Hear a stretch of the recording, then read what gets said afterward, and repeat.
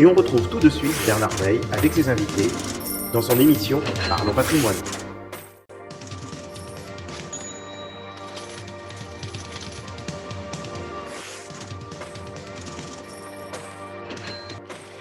Bonjour Bernard, est-ce que vous nous entendez? Bonsoir Thierry, on vous entend parfaitement. Bon, et ben Bernard, quatrième, c'est la quatrième, hein, celle-ci de Parlons Patrimoine. Hein. Ça y est, maintenant on est des anciens. Ben voilà, on est lancé tous les 15 jours, on se retrouve avec vos invités. Alors, quel va être le thème du jour aujourd'hui? Alors aujourd'hui, deux invités spéciaux. Hervé Droquefeuille d'un 2-3e qui va venir nous parler de ce nouveau fonds de la BPI France Entreprise, France Entreprise 1.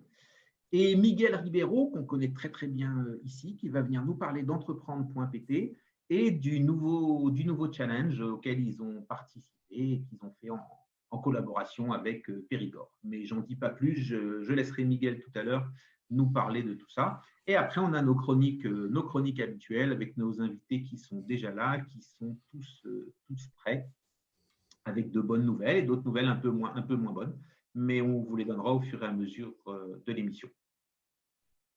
Eh bien, parfait. Merci beaucoup. Bah, écoutez, Bernard, c'est à vous avec vos invités. Donnez-nous des bonnes nouvelles parce que nous, au Portugal, c'est clair que le temps n'est pas de la partie aujourd'hui. Il a fait très beau au Portugal depuis 15 jours. On avait un soleil magnifique, mais là, je pense que là, on a une super tempête sur la tête. Ben, attendez que le couvre-feu vienne et puis vous verrez un peu comment c'est chez nous. Oui, ça va. J'étais à Bruxelles la semaine dernière. J'ai compris aussi. J'ai vu. Et Amsterdam, j'ai donné. À vous, Ok, Bernard. merci. Bonsoir à tous. Merci d'être présents et merci de nous avoir rejoints. Je vous souhaite la bienvenue dans cette nouvelle émission de Parlons Patrimoine. Vendredi dernier, un enseignant a été assassiné. Ce n'est pas le rôle de cette émission d'en parler, mais je pense qu'il était de notre devoir d'au moins prononcer son nom. Samuel Paty. Samuel Paty n'est plus, il est mort parce que d'autres pensaient différemment de lui et ne souhaitaient pas qu'une pensée opposée à la leur existe. Nous sommes en crise et elle va s'aggraver. Elle va s'aggraver car la lutte contre le virus ne nous laisse pas nous développer. Des secteurs sont à l'arrêt et d'autres souffrent. Les gouvernements aident et essayent de remplacer la baisse de l'activité par des mesures de soutien. Elles sont particulièrement nombreuses en France et c'est tant mieux. Quand je vois la souffrance et la paupérisation à grands pas des plus faibles des pays qui hésitent à soutenir, je me dis que notre banquier national joue plutôt bien cette partie. Le problème est que tout le monde sait que les pansements ne soignent pas. Et le mal est profond, car les effets de cette crise vont se rajouter aux problèmes qui étaient déjà présents. Et cela va rajouter de la peine à la souffrance. Notre président a parlé de guerre, et je vais utiliser ces mots. À la fin de la Seconde Guerre mondiale, il y a eu un très fort ralentissement en Angleterre et aux USA. Les commandes militaires s'effondraient, le civil n'arrivait pas à les remplacer, et les soldats qui revenaient du front ne trouvaient pas facilement du travail. Aujourd'hui, nous avons les commandes de la santé, les aides massives, avec en premier lieu le PGE, le chômage partiel. C'est un peu notre effort de guerre. Mais demain, après la Seconde Guerre mondiale, c'est le plan Marshall qui est venu relancer les économies et créer 30 ans de prospérité et de croissance, bien connu sous le nom des 30 Glorieuses. Ce plan a aidé presque 20 pays.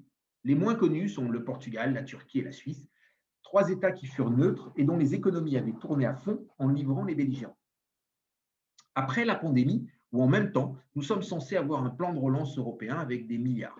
Le montant prévu est de 750 milliards. Cette somme intègre des prêts et des subventions. Et il sera renforcé avec un budget pluriannuel européen. Le montant est colossal et nettement plus élevé que celui du plan Marshall, qui actualisé serait d'environ 200 milliards, même si c'est un peu compliqué d'actualiser avec 70 ans d'écart. Alors, pourquoi devrions-nous nous inquiéter ? L'argent ne pénétrera pas dans l'économie et ne ruissellera pas vers tout le monde, comme au temps du plan Marshall. La relance keynésienne par la construction d'infrastructures ne fonctionnera pas, ou beaucoup moins. Les pays sont déjà très bien équipés, même si on peut toujours faire plus et mieux, et le Covid tue, comme la guerre, mais n'a pas détruit les infrastructures comme elles le furent durant le conflit. La recherche fondamentale à long terme apportera de la prospérité, j'en suis convaincu, et probablement beaucoup d'améliorations profitables à l'homme et à la planète, qui cette fois-ci ne sera, je l'espère, pas oubliée. Mais il faudra du temps. Les aides directes sont dans un pays comme la France devenues contre-productives, car on aide trop. Elles sont devenues un piège à pauvreté comme le RSA ou le chômage de longue durée. À avoir trop augmenté l'assistanat, on en a perdu le bénéfice. Et pire encore, on a condamné la majeure partie des assistés à le rester. De plus, la réalité budgétaire va vite refaire surface et les cadeaux vont devoir s'arrêter. Même en supposant que les investissements du plan européen de relance soient tous pertinents, ils ne prendront pas le relais aussi vite. Il faudra du temps et les mauvais chiffres seront suivis d'autres chiffres, guère meilleurs. Quels devraient être les effets de la crise? L'immobilier ancien va baisser du fait de la baisse des loyers qui est en train de se dessiner, de l'inoccupation de la plupart des logements destinés au tourisme et du nombre de refus de crédit qui grimpe. Les murs de boutiques et les bureaux devraient subir la plus forte baisse. Il est difficile de prévoir pour l'instant l'ampleur et le temps de la baisse. L'immobilier neuf, lui, ne devrait pas bouger. Les promoteurs n'ont pas de stock et ne démarreront pas de projet sans un niveau de pré-commercialisation convenable, voire élevé. Les entrepôts ne devraient pas non plus beaucoup baisser. Les besoins en logistique vont rester élevés, les commandes passées via Internet augmentent et cela va aider. Ceux qui possèdent des investissements dans la pierre papier devront être particulièrement vigilants. Le chômage va malheureusement croître. Les jeunes diplômés vont avoir du mal à trouver du travail et les salaires vont être orientés à la baisse. Je ne vais pas traiter des marchés financiers maintenant, ce sera un des sujets de la prochaine émission. Il est maintenant temps de passer la parole à Michel Ménigoz de Sanso IM. Bonsoir Michel. Bonsoir. Nous vous écoutons. Pardon? Nous vous écoutons pour votre point marché. Eh bien, voilà, pour les marchés, eh bien, par rapport à votre dernière émission, on a eu, je dirais, 15 jours assez positifs sur les marchés d'actions internationales. Ces marchés-là progressent en moyenne entre 3 et 4% depuis le début du mois d'octobre, donc sur les 15 jours derniers. Et donc, finalement, malgré un contexte, alors si on rappelle un petit peu les différents points, on a une situation sanitaire difficile, on a l'approche des élections américaines, on a une entrée dans une saison de publication de résultats des entreprises qui risque d'être délicate. Et puis, on a aussi une petite cerise sur le gâteau, c'est la probabilité d'un no deal entre l'Union européenne et les Anglais sur les accords post-Brexit. Et dans ce contexte-là, on a malgré tout des marchés qui restent bien orientés, avec une mention toute particulière pour le marché américain, qui poursuit sa course en tête du palmarès pour 2020. On a un indice Standard & Poor's 500, qui est le baromètre de la bourse américaine, qui est en progression de près de 10% depuis le début de l'année. Le Nasdaq, lui, plus orienté valeurs technologiques, qui est à 40% au-dessus de ses niveaux de début d'année. Alors qu'en même temps, on a des marchés européens qui sont toujours dans le rouge. La palme revenant à l'indice espagnol qui recule de 27%. Le meilleur des marchés européens, quant à lui, est le marché suisse, traditionnellement défensif, qui est en recul d'à peine 1%. Et l'indice portugais, pour mémoire, est lui sur un recul de près de 20% depuis le début de l'année. Donc, c'est vrai qu'on a des projections de croissance différentes entre les États-Unis d'un côté, où on attend sur l'année 2020 un repli de 4% du PIB, alors qu'en Europe, on est plutôt sur un repli de 8%. Mais ces chiffres-là ne nous semblent pas suffisants pour justifier d'un tel écart de performance entre les marchés d'actions américaines d'un côté, qui continuent leur progression, et leurs homologues européens. Alors, si on regarde maintenant point par point les différents facteurs qui peuvent influencer les marchés, eh bien, on en a parlé, donc la situation sanitaire. On a véritablement l'impression que les investisseurs ne prêtent guère d'attention à la deuxième vague, qui est pourtant bien présente en Europe. On est bien placé ici à Paris pour le savoir. Les investisseurs sont évidemment persuadés que les banques centrales et les gouvernements vont faire le nécessaire pour soutenir les économies. Et puis même, les investisseurs pensent aussi que l'arrivée d'un vaccin va permettre d'éclaircir la situation. On a vu vendredi, avec l'envolée de Pfizer sur la bourse américaine, juste sur l'annonce d'une possible demande d'homologation d'un vaccin pour traiter le Covid. Le titre a pris plus de 5% sur la séance. Alors, ça, c'est une chose, le côté sanitaire, voilà, il est là, mais les marchés ne l'intègrent pas plus, enfin, l'intègrent clairement comme déjà au-delà de la résolution de cette épidémie. Du côté des résultats d'entreprise, alors on n'en est qu'au démarrage, vous savez, c'est tous les trimestres, mais on pourrait dire que les attentes sont tellement basses qu'il serait vraiment difficile de décevoir finalement. Au 1er juillet dernier, les analystes attendaient un repli de 25% des bénéfices du troisième trimestre des sociétés américaines. Aujourd'hui, les attentes sont seulement d'un recul de 18%. Alors, ça reste un repli exceptionnel. 18%, c'est quasiment du jamais vu, à l'exception du trimestre dernier où on avait reculé de 30%. Mais là, eh bien, encore une fois, les investisseurs se satisfont de cette bonne nouvelle qui est une nette amélioration des perspectives. Et voilà, et les marchés donc, saluent positivement ces résultats. On a aussi des résultats encourageants en Europe. On l'a vu avec LVMH, notamment, dans le luxe, Publicis, dans la publicité, ASML aussi du côté des semi-conducteurs, même si les perspectives pour l'année prochaine pour ASML ont été moins bien accueillies. Mais globalement, malgré ces bonnes nouvelles, il ne faut pas perdre de vue que sur l'Europe, ce n'est pas 18% de recul qu'on va avoir, mais c'est plutôt quelque chose de proche de 38-40% de repli. Donc, on voit là quelque chose qui peut expliquer ce décalage entre les actions américaines et les actions européennes. Troisième point, c'est évidemment l'arrivée de l'élection américaine. Dans 15 jours maintenant, le 3 novembre, on est rentré donc dans la phase finale de ces élections. Les sondages donnent évidemment Joe Biden largement vainqueur en termes de suffrage sur quasiment toutes les études.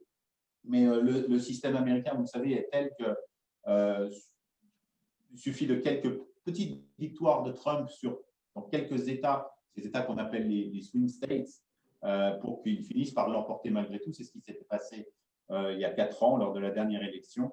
D'un point de vue marché, là aussi, les investisseurs semblent s'en être désintéressés. Le fait est qu'il faut bien avoir à l'esprit que cette élection ne concerne pas que la présidence, mais aussi les chambres. On va renouveler 30% du Sénat et l'entièreté de la Chambre des représentants. Mais il est probable qu'au-delà d'un effet surprise, on peut attendre d'ici là, mais le jour même de cette élection, le marché va valider un résultat fort et qui sera confirmé dans les chambres. Donc, un président avec une vague dans les chambres. En revanche, en mon sens, ce qui pourrait générer un vrai stress sur les marchés, c'est l'absence de résultats le jour J. Et donc, l'entrée dans une phase d'incertitude comme en 2000, en fait, entre George Bush Jr. et Al Gore, mais cette fois avec un candidat sortant qui semble vraiment très à tout pour rester en place.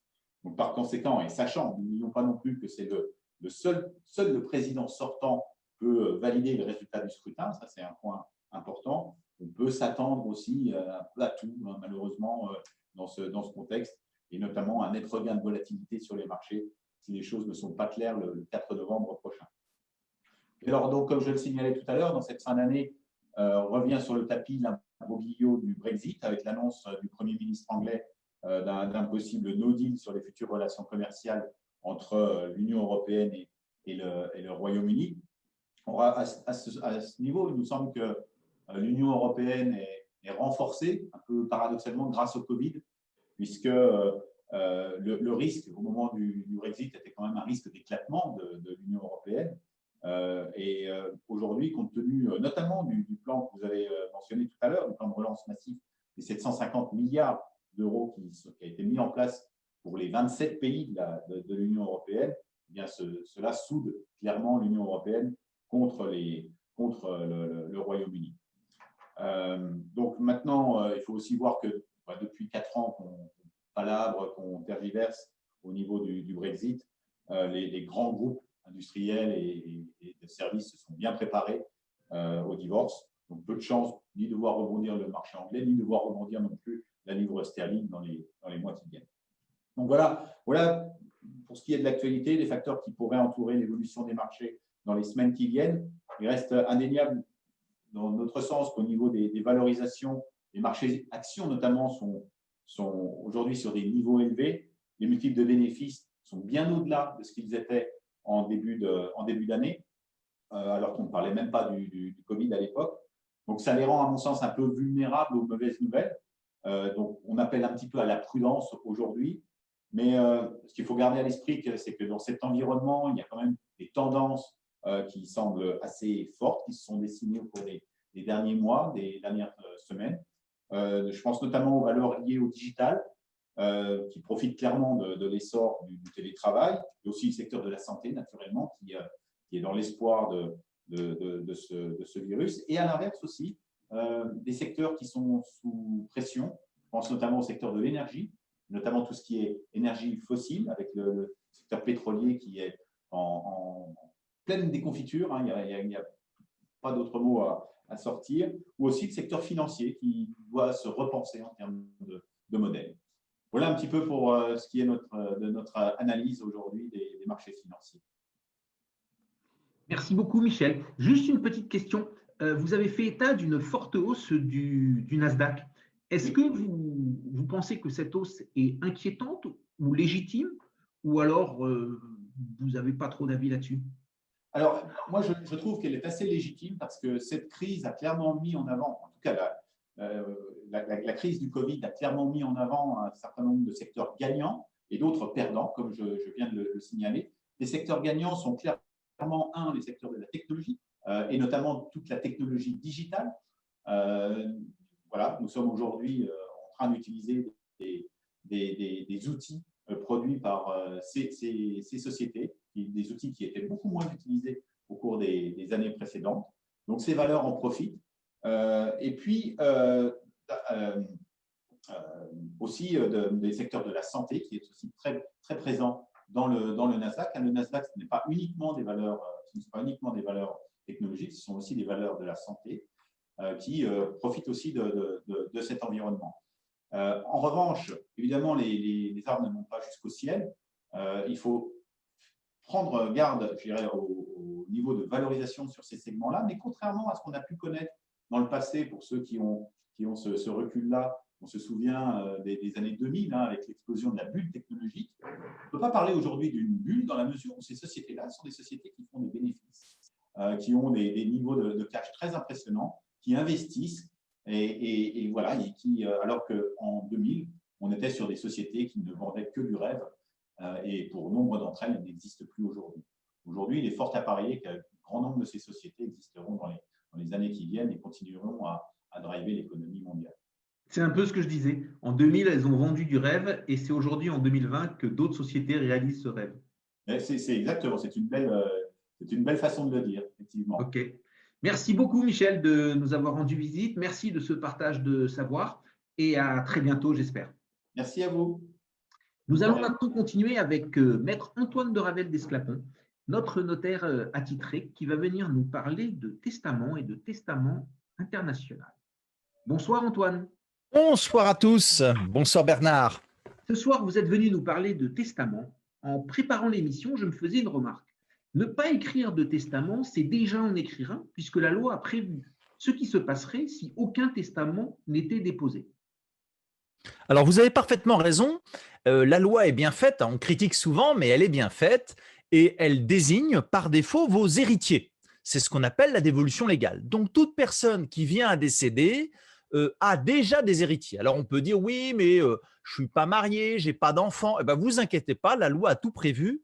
Au point même que si vous ne laissez que des héritiers un peu lointains, il y a un héritier très sympathique qui va apparaître qui s'appelle l'État. Et l'État récupère les successions en déshérence. Donc oui, vous avez parfaitement raison. La première question à se poser, c'est est-ce que les héritiers que la loi désigne, par défaut pour moi, me conviennent? Et est-ce que les modalités de la transmission, notamment l'indivision, me conviennent également? Alors, ça vient tout naturellement à la seconde question. Pourquoi faire un testament? Alors, la raison est toute simple, c'est que vous considérez que ce que la loi vous propose par défaut ne vous convient pas.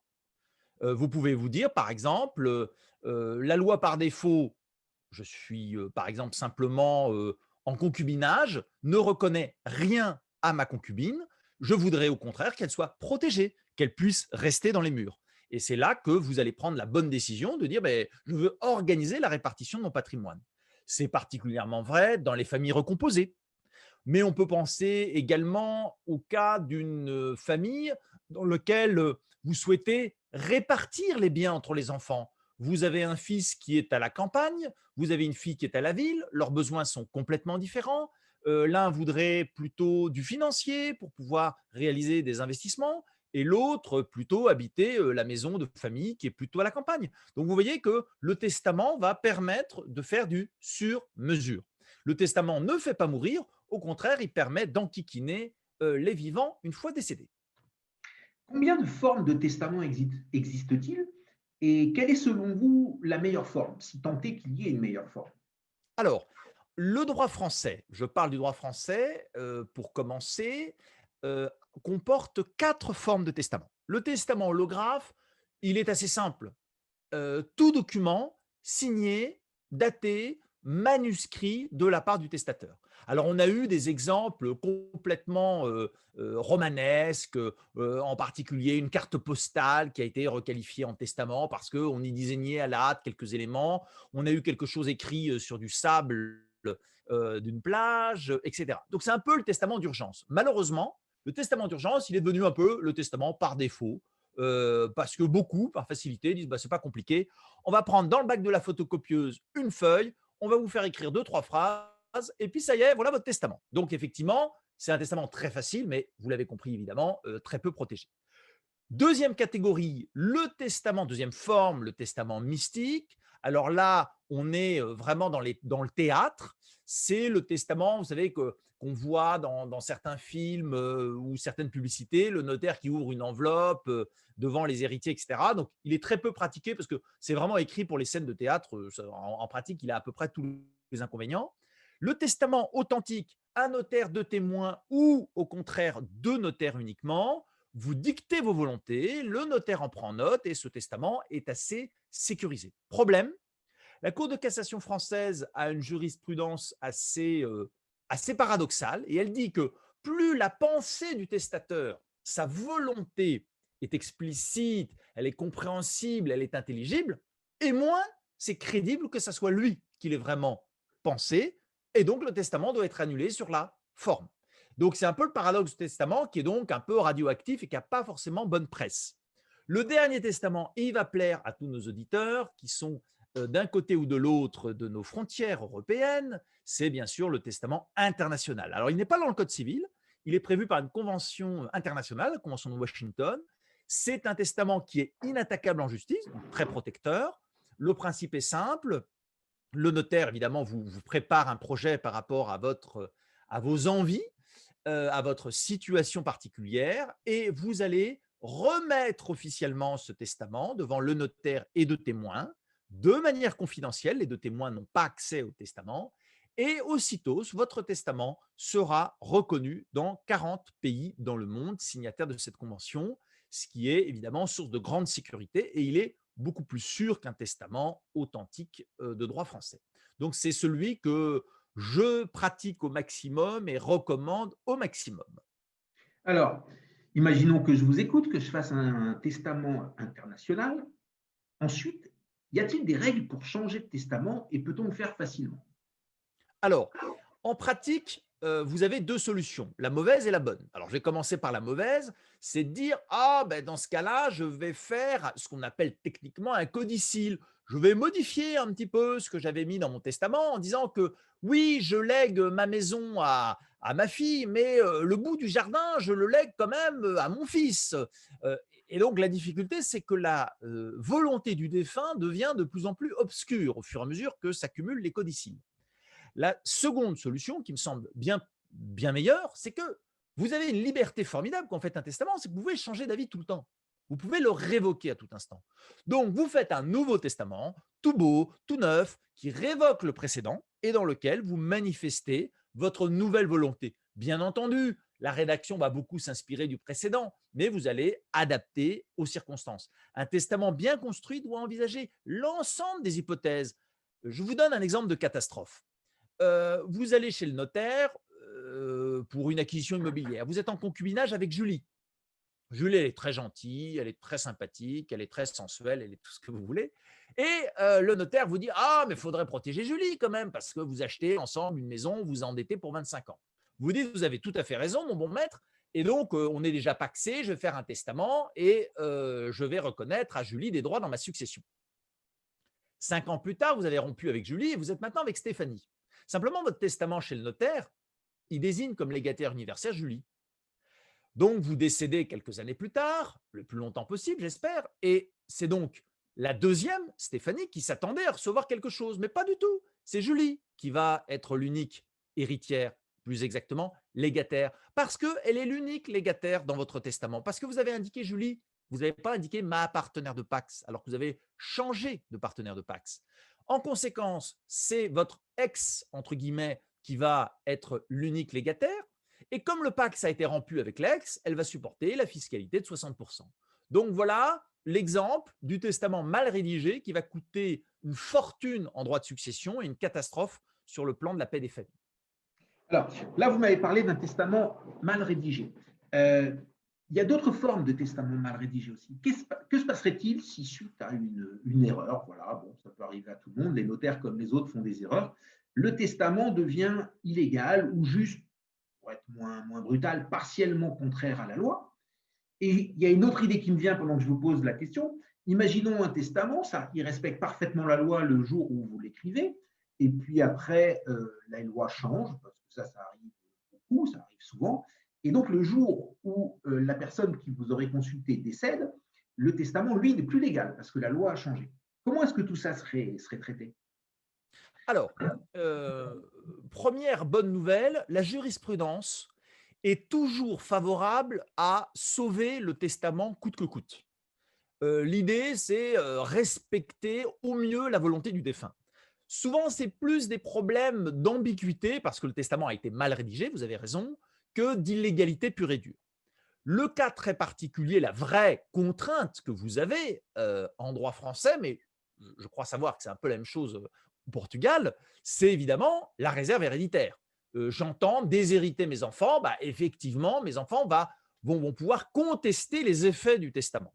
Mais vous voyez, ce n'est pas un problème de l'égalité sur la forme du testament, c'est plutôt dans ses effets que la contestation va permettre aux enfants de recevoir du patrimoine. Je préserve l'anonymat de Johnny Hallyday, dont on connaît l'actualité brûlante de son testament et de ses dispositions plus largement. Alors, vous avez raison, dans ces cas-là, on a de la chance parce que le juge nous protège, et si le testament est vraiment annulé pour le tout, notamment parce que vous avez choisi une forme pas particulièrement appropriée et que la forme est annulée pour le tout, dans ce cas-là, on revient au droit commun. Et qu'est-ce que j'ai dit tout à l'heure? Ce ne sont plus des légataires, ce sont des héritiers. Et les héritiers, vous l'avez compris, c'est effectivement ceux que la loi désigne. Donc, j'entendais priver ma sœur que je ne supporte plus par un testament. Mon testament est nul sur la forme. Alors, ma sœur retrouve ses droits en tant qu'héritière légale. Très bien. Combien coûte un testament? Alors, c'est assez variable parce que c'est fonction d'abord du projet, de la complexité du client. Vous pouvez avoir un testament bâclé en 2 phrases pour 100 €, comme vous pouvez avoir un très bon testament pour 2 000 € ou un peu moins. Voilà, c'est la fourchette. Il faudra intégrer facilement quelques dizaines d'euros pour la notification au fichier central.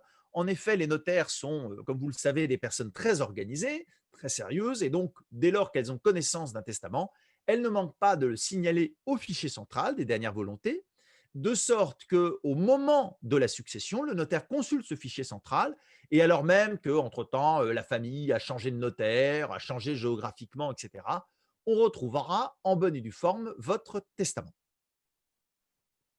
OK. Je suis français, je vis à Lisbonne, je souhaite établir un testament. Que me conseillez-vous? Où dois-je le faire? Si tant est que ça ait une importance encore. Vous avez une raison de plus de le faire. Vous avez une raison de plus de le faire. C'est que vous êtes dans un cas dans lequel la première question va être quelle est la loi applicable. Parce que si vous êtes marié, les droits de votre épouse ne sont pas les mêmes si vous êtes soumis à la loi française ou soumis à la loi portugaise. Donc, vous avez encore, grâce à votre émission, soulevé un énorme intérêt du testament, c'est de choisir sa loi applicable. Et oui, chères mesdames et chers messieurs, vous pouvez choisir par un testament la loi applicable à votre succession. C'est un gros cadeau qui nous est fait, encore faut-il en profiter. Attention, si vous me dites « je veux la loi de l'État du Delaware », non, ça ne sera pas possible dès lors qu'il n'y a pas d'élément de rattachement. Mais dans le cas d'une personne qui est franco-portugaise ou qui a du patrimoine effectivement au Portugal, mais de nationalité française, s'il y a un élément de rattachement, pas de problème. À défaut, ce sont des dispositions qui ont été prises au niveau international, communautaire dans l'Union européenne, et qui auront tendance à aller largement vers la loi de votre domicile. Et là encore, votre domicile, peut-être que vous avez résidé pendant votre retraite ou une hospitalisation dans un pays qui est fondamentalement pas celui que vous auriez choisi pour la loi applicable. Donc, d'où l'intérêt de prendre conseil, comme toujours, et d'agir, de manifester sa volonté, et dans son testament, de commencer par choisir la loi applicable. Eh bien, merci beaucoup, Antoine. C'était très intéressant. C'était une bonne chronique. On a beaucoup appris sur des choses qui parfois peuvent sembler simples, mais qui visiblement le sont pas autant. Je vous Merci dis à beaucoup, très cher Bernard. bientôt. Revenez nous voir quand vous voulez. Vous savez, vous êtes ici chez vous. Vous êtes toujours le bienvenu. Avec grand plaisir. Au revoir. C'est maintenant le tour de la chronique de Marc Toiti qui nous a rejoint. Bonsoir, Marc. Marc, on ne vous entend pas. Il faut mettre votre micro. Voilà, c'est bon, là, je pense que c'est bon. Voilà, là c'est bon, parfait. vous m'entendez là? Ah voilà, super, nickel. Bonsoir. Voilà, bonsoir, tout va bien? Ouais. Je suis dans les locaux de TF1 là, donc parce que je vais faire un truc sur LCI, donc juste pour vous, voyez, je me plie en 4 pour être avec vous, c'est formidable. Ah bah, c'est super gentil, Marc. Alors, rentrons tout de suite dans le sujet. Y a-t-il des nouvelles sur les sujets économiques depuis notre dernière émission? Alors oui, il y a pas mal de nouvelles. Déjà ce matin, quelque chose d'assez incroyable, hein, le PIB chinois qui est sorti du 3e trimestre, et ça continue. Rendez-vous compte, le PIB chinois, non seulement il a digéré la crise, et il a même enterré la crise, puisqu'aujourd'hui, le niveau du PIB chinois est à peu près 15% au-dessus du niveau qu'on avait, je dirais, avant la crise. Donc ça y est, c'est quelque chose d'assez incroyable. On a effacé la crise. Donc c'est vrai que c'est assez… quand je dis 15%, c'est-à-dire qu'il a augmenté de 15% sur les 2 derniers trimestres. Donc en glissement annuel, il est aujourd'hui à plus de 5%. Donc c'est incroyable. La pandémie vient de Chine et ce sont les Chinois qui ont bien négocié le terrain, qui sont déjà sortis de la crise. Alors que quand on regarde ce qui se passe notamment chez nous en Europe, les derniers indicateurs avancés sont plutôt mauvais. On voit que c'est la rechute qui est en train de se reproduire avant même le couvre-feu qu'on a par exemple en France. Mais donc on a une situation assez incroyable où la crise vient de Chine et c'est les Chinois qui en profitent. Donc c'est vrai que c'est toujours très douloureux, très triste de devoir affronter cette situation. Encore une fois, parce que bien évidemment il y a la conjoncture et puis surtout il y a la structure économique. On a une structure économique qui est très faible et donc qui nous empêche de retrouver le chemin de la croissance forte. Et malheureusement, donc malgré tous les milliards des banques centrales, des budgets, etc., vous voyez, en France, en Allemagne, dans la zone euro, on a un glissement annuel des prix à la consommation qui est négatif. Rendez-vous compte, en Italie, on est à moins 1% de baisse donc annuelle des prix. C'est du jamais vu dans l'histoire contemporaine de l'Italie. Donc, ça veut bien dire qu'on a mis énormément de moyens et malheureusement, encore à cause d'une économie qui est, je dirais, trop peu réactive, trop peu dynamique, eh bien, finalement, on n'a rien gagné. On a une sorte de fuite en avant. On a explosé la dette, ça va encore continuer, mais la croissance ne revient pas malheureusement. Merci. Il y a quelques jours, le prix Nobel d'économie a été décerné à 2 Américains, Paul Milgrom et Robert Wilson, pour leurs travaux sur les enchères. Il semblerait que les législateurs de beaucoup de pays se soient servis de leurs travaux pour mettre en place les enchères sur les fréquences 3 et 4G. Ces économistes sont très peu connus du grand public. Pour tout vous avouer, je ne les connaissais même pas. Auriez-vous un commentaire à nous faire ou un éclairage à nous donner? Pour tout vous dire, moi non plus, je ne les connaissais pas vraiment. Mais c'est vrai que bon, c'est une bonne nouvelle. C'est-à-dire, justement, on se rend compte que finalement, les enchères, ça reste une très vieille pratique, et d'ailleurs qui existe encore dans beaucoup de cas, y compris en France. Et donc finalement, ça fonctionne bien. Et parallèlement, ce qui compte, qui est le plus important, j'ai un petit peu regardé les travaux, ce qui compte le plus, c'est la transparence qu'il y a autour des enchères. Parce que bien entendu, le danger, c'est que il y a de la corruption, etc. Donc on pense notamment à beaucoup de pays émergents qui ont du mal encore à sortir de cette corruption. Alors malheureusement, il y en a également dans les pays riches. Mais donc, ce qui compte le plus, c'est que les enchères ne fonctionnent que s'il y a une transparence, il y a une justesse du prix. C'est-à-dire que on ne s'envole pas et que derrière, évidemment, c'est ce qu'on appelle la concurrence pure et parfaite. Donc voilà, il y a des conditions, c'est bien, mais ce n'est pas non plus la panacée si les conditions ne sont pas respectées. Un petit peu comme dans les droits du football, là où il semblerait que ce soit beaucoup moins clair que les 3G ou les 4G. Exactement. Il y a eu beaucoup d'économistes célèbres avec des grandes théories qui ont construit la pensée et la gouvernance. Je pense à Keynes, Smith, Friedman, Ricardo. Quelle est aujourd'hui la pensée économique dominante? Alors là, ça c'est quand même très important. D'ailleurs, j'en ai parlé dans mes 2 derniers livres, hein, le dernier Reset et puis celui d'avant, Un monde de bulles. Ce qui est intéressant, c'est aujourd'hui justement, c'est ça qui est formidable pour un économiste, c'est qu'il n'y a plus de théorie dominante, hein. Je vous rappelle rapidement, sans faire l'histoire de la pensée économique, hein, qu'on avait bien sûr l'ultralibéralisme, hein, ce qu'on appelle les classiques, Adam Smith, Ricardo, etc.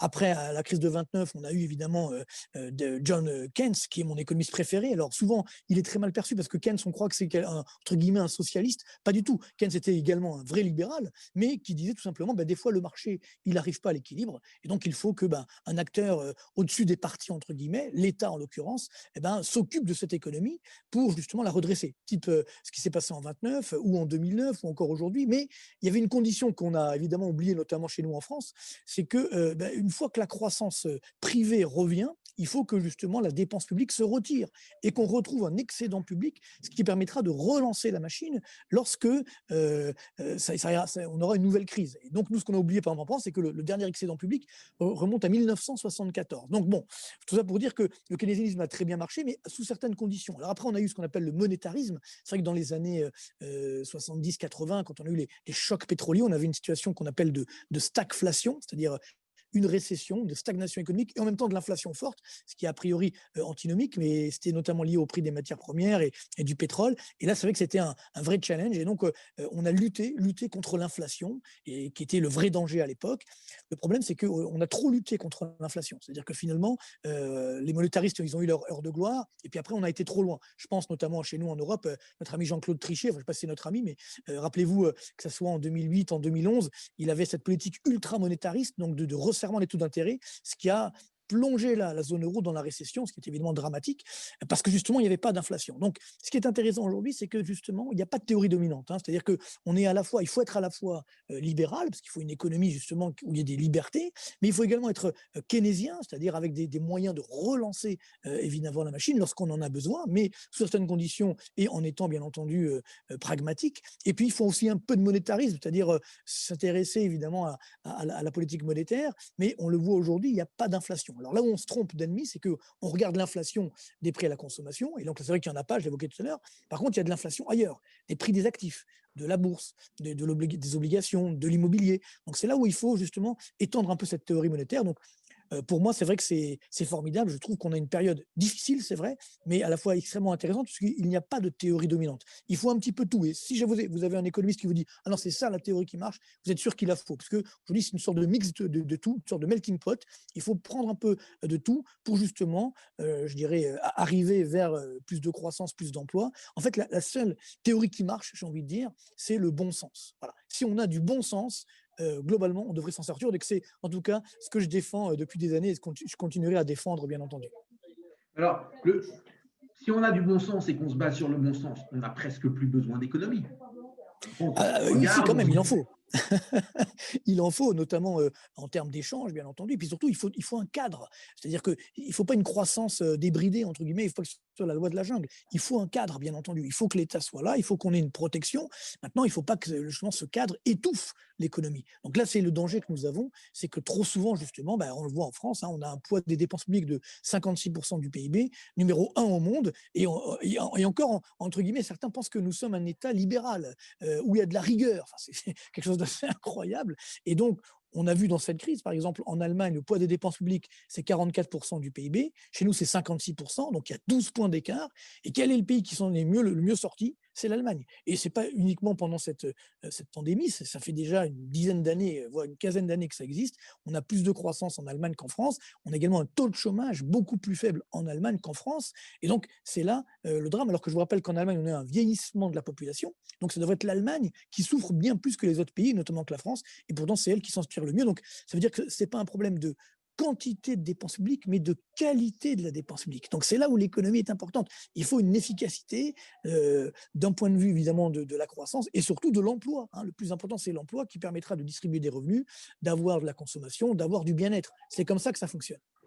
Alors, aujourd'hui, une grosse partie des dépenses publiques de la France, c'est l'aide. Donc, c'est l'ensemble des aides qui vont vers les particuliers et aussi d'ailleurs vers les entreprises, où on voit que la France n'est absolument pas chiche dans la volonté d'aider des entreprises. Elle le prouve encore une fois pendant cette pandémie. Et les gens sont habitués, les gens vivent avec cette aide. Sans parler Alors, si on parle des aides des entreprises et qu'on les réduit un peu trop, on va risquer d'avoir beaucoup de faillites. Ça, c'est un petit peu du bon sens. Et les gens qu'on aide sont déjà considérés, entre guillemets, comme des pauvres. Et c'est souvent très, très juste. On en connaît tous et on voit bien qu'ils sont souvent à 10, 15 ou 20 euros près par mois et que c'est difficile. On n'est pas un peu dans une quadrature de cercle? J'ai envie de dire, le problème, encore une fois, c'est qu'il ne faut pas opposer. C'est-à-dire que nous, c'est notre culture franco-française de lutte des classes. Ce n'est pas le but. Hein. Aujourd'hui, on est tous dans le même bateau. Donc, la force de la France, comme de tout grand pays d'ailleurs, c'est ce qu'on appelle sa classe moyenne. C'est-à-dire, bon, qui est un petit peu de très riche, bon, ça va. Qui est un petit peu de très pauvre, on comprend. Mais il ne faut pas justement qu'on a une classe moyenne qui s'appauvrisse. Et c'est ce qui se passe depuis quelques années en France, hein, d'où le phénomène des fameux gilets jaunes, entre guillemets. C'est-à-dire que la classe moyenne d'en bas, elle s'est appauvrie et elle est descendue. Pourtant, on avait énormément de dépenses publiques. Donc, c'est là, encore une fois, on revient sur l'efficacité de cette dépense publique. Et puis, parallèlement, il ne faut quand même pas oublier qu'on a quand même une chance incroyable d'être en France et qu'il y a énormément, vous l'avez dit, d'aides. Alors, ce qu'on appelle le welfare state en anglais, c'est-à-dire l'État-providence. Et c'est vrai qu'aujourd'hui, on a un taux de pauvreté en France, c'est-à-dire de personnes qui vivent sous le taux de pauvreté, le seuil de pauvreté, qui est de 14%. À peu près le même niveau d'ailleurs en Allemagne ou en Europe. Mais si on n'avait pas la redistribution en France, c'est-à-dire si on n'avait pas les impôts et puis après les aides, si on n'avait pas ça, on aurait un taux de pauvreté de 24%. Donc ça veut dire que ça fonctionne quand même. Il y a quand même une aide. Et c'est vrai, quand on critique effectivement les aides sociales françaises, bon, on a un pays formidable. Donc c'est sûr que le drame est là. Mais tout ça, ça a un coût. C'est un coût qu'on appelle les impôts. Et donc le problème, c'est que maintenant, on est numéro 1 mondial des impôts. Et donc s'il y a trop d'impôts, hein, comme vous connaissez, trop d'impôts tue l'impôt. Donc vous cassez la croissance. Et donc finalement, vous ne réussissez pas à créer des emplois. Parce que c'est ça le but du jeu. Hein, comme vous le savez, moi je viens des cités HLM d'Orly. Donc l'important, c'est de s'en sortir. C'est pas des aides. Je pense que les jeunes aujourd'hui, ils préfèrent justement avoir un vrai boulot qu'avoir des aides. Donc c'est ça tout l'enjeu. Ça ne sert à rien de dilapider les milliards n'importe comment, surtout qu'aujourd'hui les taux d'intérêt sont bas. Alors là, c'est vraiment, je dirais, la foire à gogo. Donc ça n'a pas de sens. Il faut justement avoir une stratégie avec une dette publique qui certes est élevée, mais qui justement permet de limiter les dérapages, limiter les inégalités, limiter la pauvreté. C'est ça le but. Or nous, on voit qu'en France, malgré que ça augmente, ça ne réduit pas tout ça, parce qu'on a oublié l'essentiel. L'essentiel, c'est la croissance qui soit assez forte, et bien sûr la création d'emplois, qui là non plus malheureusement n'est pas assez forte. Alors, là, on est dans un truc, c'est très économique, hein, ce qu'on fait aujourd'hui, hein, Bernard, hein, j'ai remarqué. Hein. Ouais, je vais revenir dans quelque chose d'un petit peu plus classique. Vous avez dit au début que les Chinois donnent l'impression d'être sortis de la crise. On a vu comment ils ont géré la pandémie. En fin de compte, je vais reprendre un peu les mots de Macron, toujours, qui parle d'une guerre, et puis je pense qu'il n'a pas si tort que ça. Les Chinois, ils ont fait un peu la méthode russe. Ils ont fait une guerre totale. Voilà. Ils ont fait une guerre totale sans hésiter. Les gens étaient confinés chez eux, bloqués chez eux. Il n'y avait même pas une heure pour sortir. Il n'y avait pas d'histoire d'animaux domestiques. Il n'y avait rien du tout. Et ils ont fait une guerre totale contre le virus et ils ont vaincu le virus. Chez nous, on fait une guerre entre guillemets molle.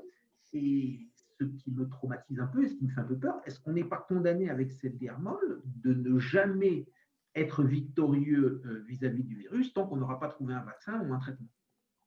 Alors bon, moi, pour être très honnêtement, tout à l'heure, je disais qu'effectivement, les Chinois, ils s'en sortent mieux que nous, mais je ne suis pas pour que la France devienne la Chine. Non, la Chine, c'est une dictature, il ne faut quand même pas l'oublier.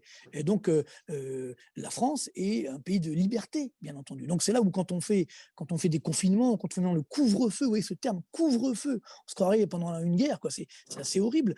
Je pense que c'est une grave erreur stratégique. C'est-à-dire qu'on peut avoir les deux. Par exemple, aujourd'hui en France, j'étais encore la semaine dernière dans le nord de la France, et on me disait, justement, le personnel hospitalier me disait que les cliniques privées avaient des lits vides.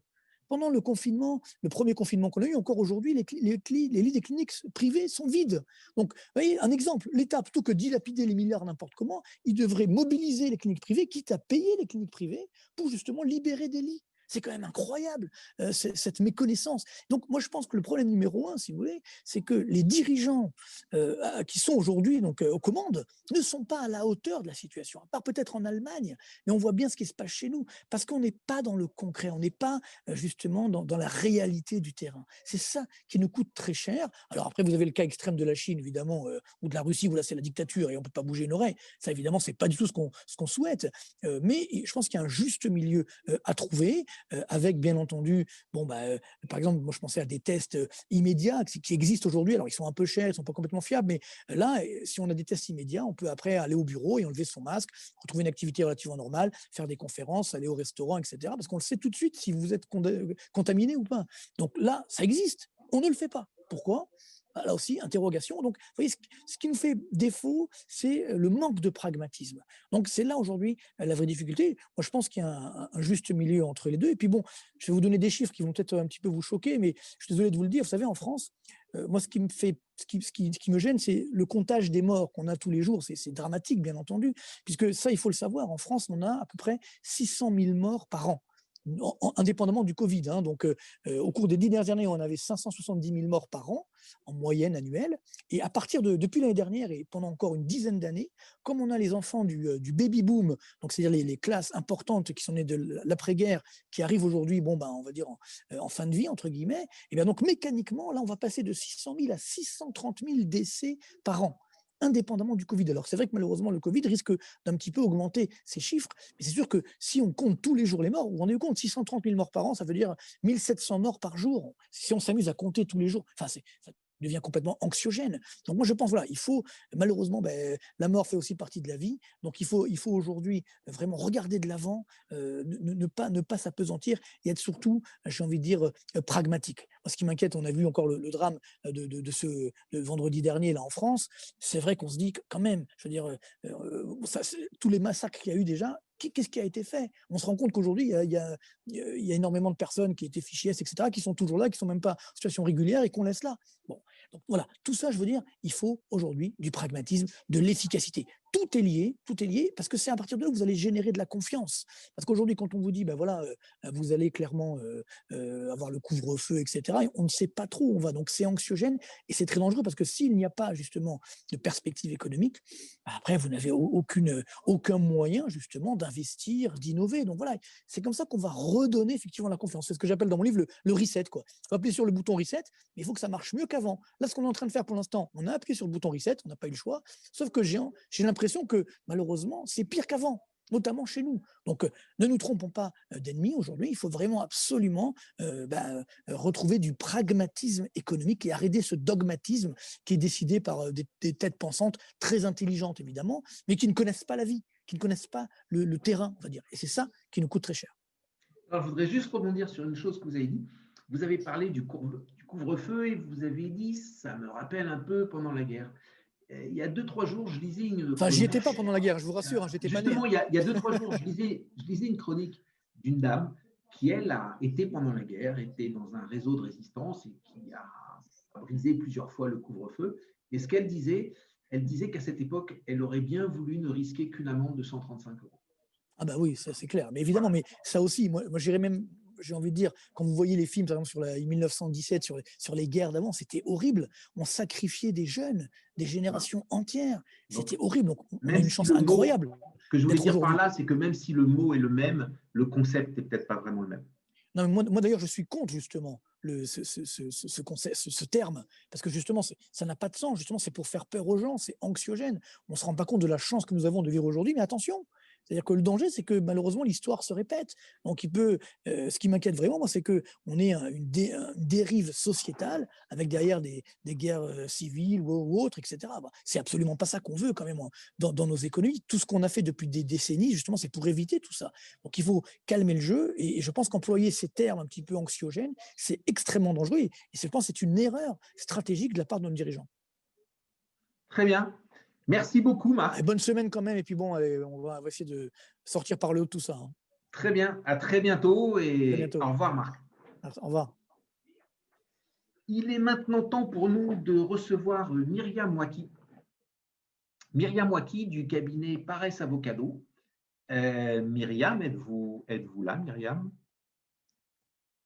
Alors, Myriam doit avoir un petit problème et elle n'est pas là. On va passer à Miguel Ribeiro. Miguel Ribeiro, j'ai vu que Miguel s'était connecté avec nous. Alors, Miguel Ribeiro, est-ce qu'il nous entend, Miguel Ribeiro? Je suis là, Bernard. Ok, super. Ben, Miguel, ravi de vous recevoir. Un petit peu désolé de ce changement de programme.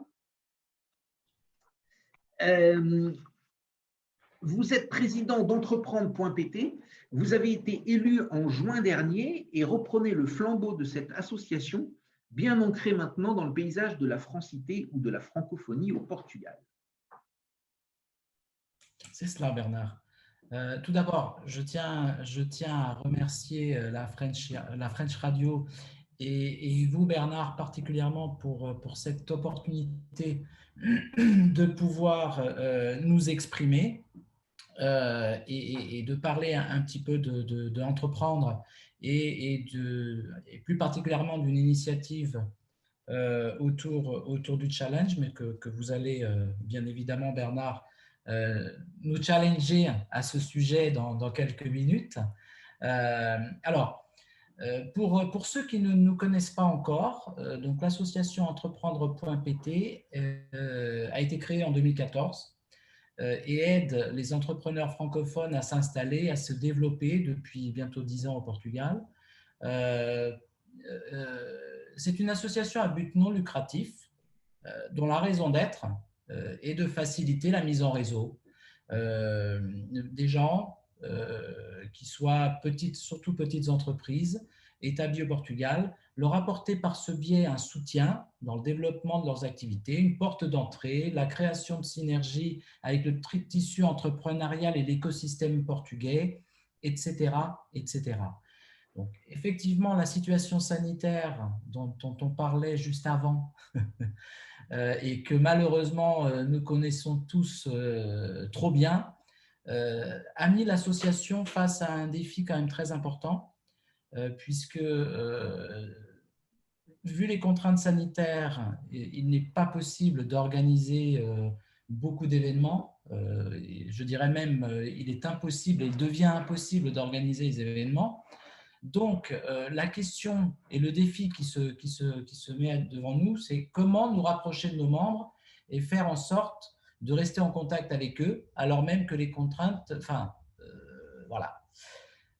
Donc, afin de continuer à développer l'esprit d'entraide qui constitue la valeur base de l'association, notre nouvelle équipe de direction que je représente a décidé d'organiser un certain nombre d'initiatives afin de faire profiter nos membres dans cette période de changement profond de l'expertise de professionnels reconnus dans des domaines clés pour l'avenir, tels que la visibilité digitale, l'expertise juridique, l'analyse économique, etc., etc. Donc, je suis là aussi pour faire un appel à toutes les bonnes volontés.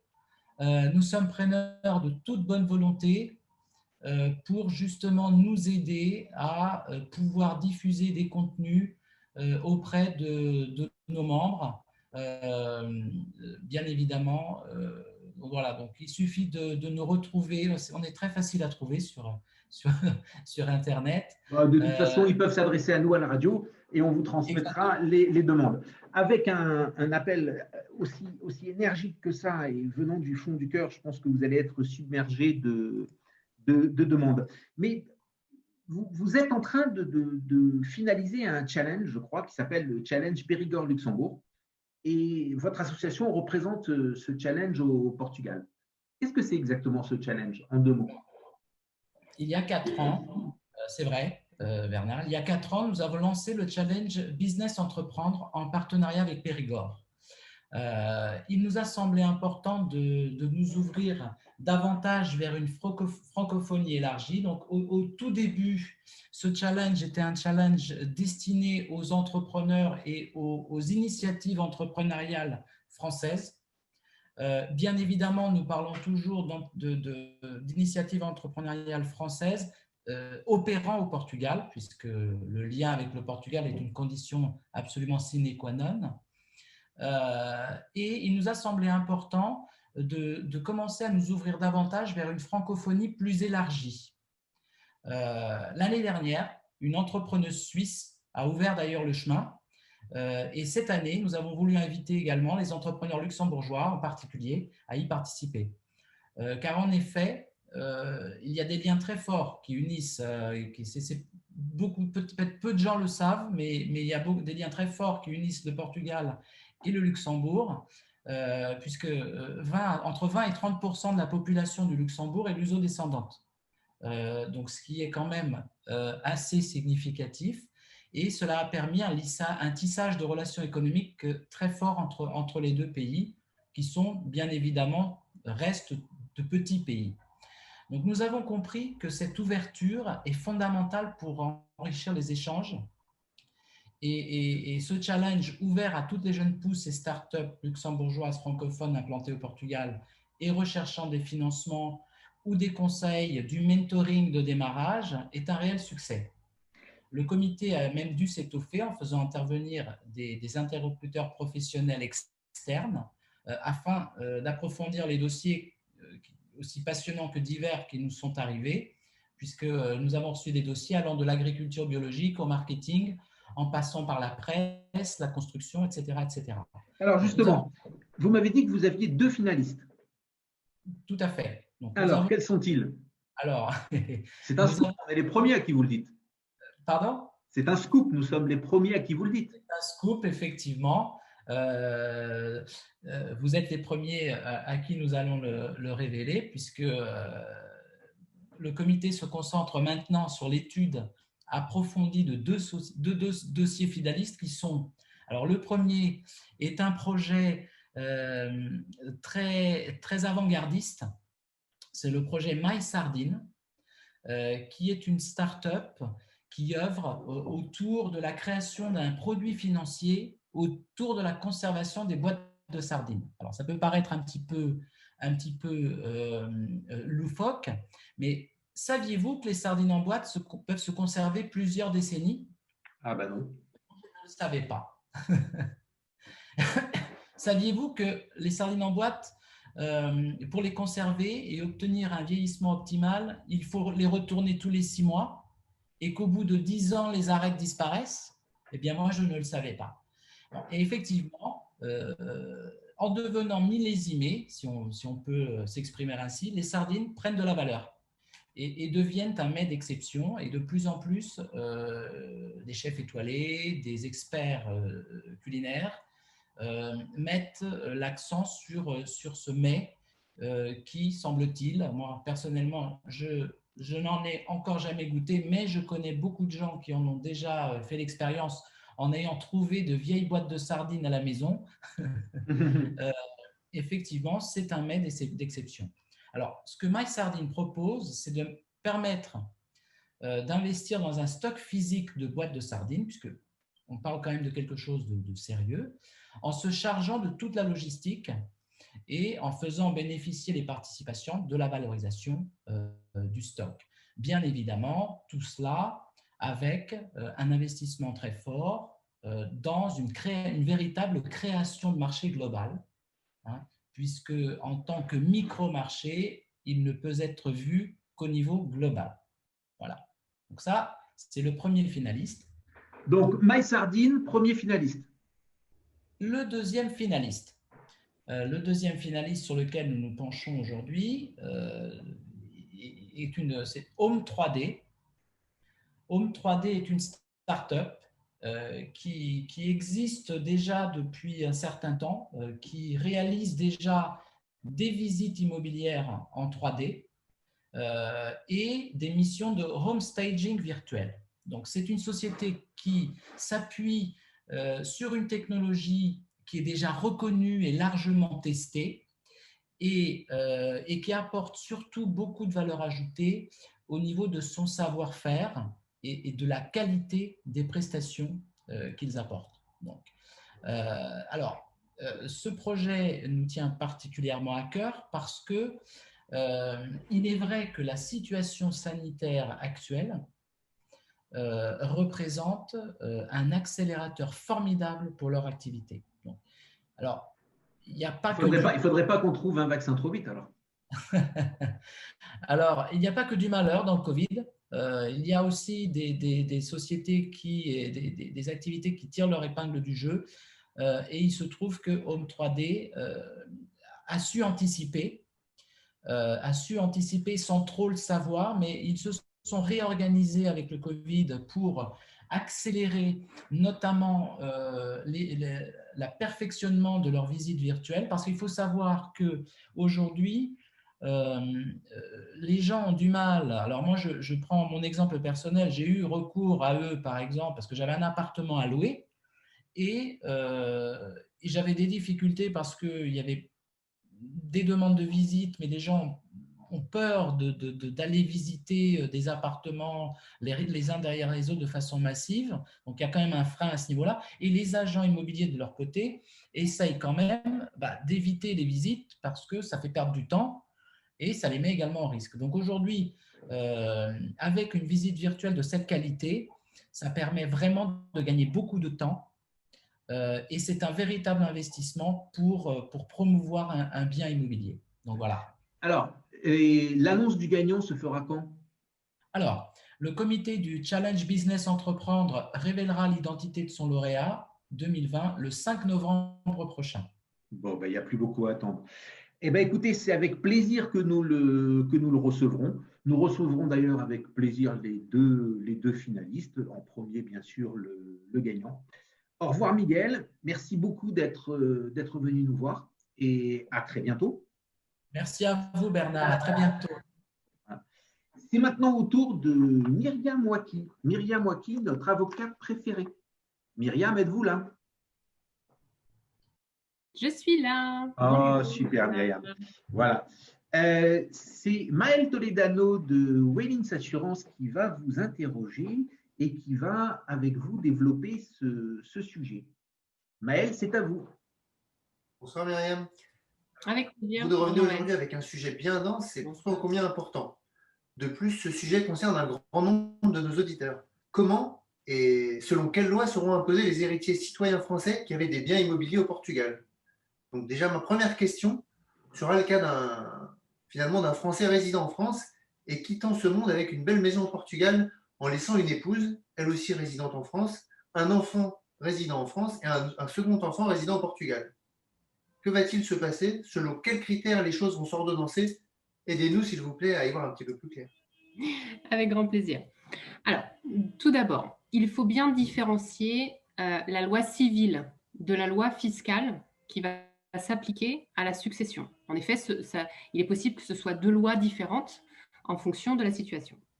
Donc, quand je parle de loi civile, qu'est-ce que c'est? C'est la loi qui va déterminer les règles de la succession, c'est-à-dire qui sont les héritiers légitimes, quelle est la quote-part de chacun, etc. Il peut y avoir des spécificités en fonction des pays. Donc ça, c'est la loi civile. La loi fiscale, de son côté, tout simplement, c'est celle qui va déterminer s'il y a un impôt à payer sur la succession, l'héritage, et quel est le taux applicable. Donc, depuis 2015, il faut savoir que, donc, depuis un règlement européen, par défaut, la loi civile applicable est la loi de la dernière résidence habituelle du défunt. D'accord ? Il est en revanche possible de désigner par testament la loi de sa nationalité comme applicable à sa succession. Si je reprends notre exemple, donc ce monsieur qui est décédé malheureusement était résident français. Je pars du principe qu'il était également de nationalité française. Donc s'il n'avait pas fait de testament, s'il n'avait pas d'autre nationalité et qu'il n'avait pas fait de testament en sens inverse, on considère que c'est la loi française, la loi civile française qui s'appliquera. Donc pour déterminer qui sont ses héritiers, a fortiori son épouse et ses deux enfants. La loi fiscale, comme je le disais, peut être différente de la loi civile, et c'est le cas dans notre cas de figure, puisqu'il y a des biens immobiliers qui se trouvent au Portugal.